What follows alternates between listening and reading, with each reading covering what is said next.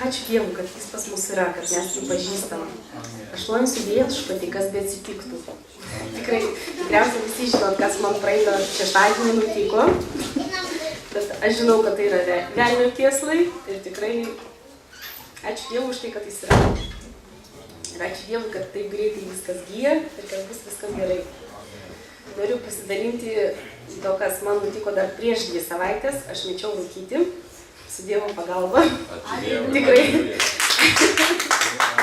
Šalia viešpačiui, tai tikrai mane labai džiugino, nes labai ilgai su tom kovojau. Metus laiko, sakykime. Bandžiau vis mesti ir, savo jėgomis galima taip pasakyti. Ir, nežinau, visokiais įmanomais būdais, bet ko gero savo jėgomis bandžiau mesti. Ir galbūt nebuvo per daug didelio noro, galbūt dar dvejojau, ar tikrai antiek yra, tai nėra gerai, kad vis ieškojau atsakymo, kadangi Biblijoje apie tai nėra nieko parašyta, kad rūkyti yra blogai, kad yra nuodėmė, pavyzdžiui, apie kitas nuodėmės aiškiai yra parašyta, kad apsivalgymas yra nuodėmė, paleistuvystė yra nuodėmė, visą tai akivaizdu, tai nekeliamas net klausimas, ar tai nuodėmė ar ne, ten aiškiai parašyta.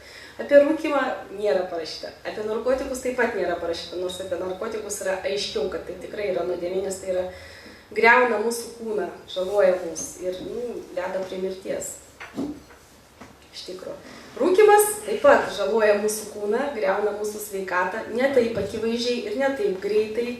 Ir aš pradėjau galvoti, kodėlgi aš turėčiau mesti. Iš tikro ieškojau žodžių labai stipriai. Buvo tokių, kad mūsų indai turi būti švarūs, kad šventoji dvasia galėtų ten gyventi, bet man to nepakakdavo. Todėl pradėjau galvoti. Pavyzdžiui, ar aš norėčiau, kad mano vaikai rūkytų? Aišku, kad ne. Aš nenorėčiau tikrai, kad mano vaikai rūkytų, nes aš noriu jiems tik geriausia, tuo labiau mūsų dangiškasis tėvas.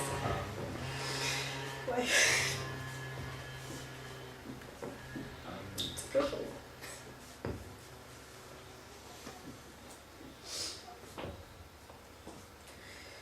Tikrai nenoriu, kad mes savo kenktume, žalotume save.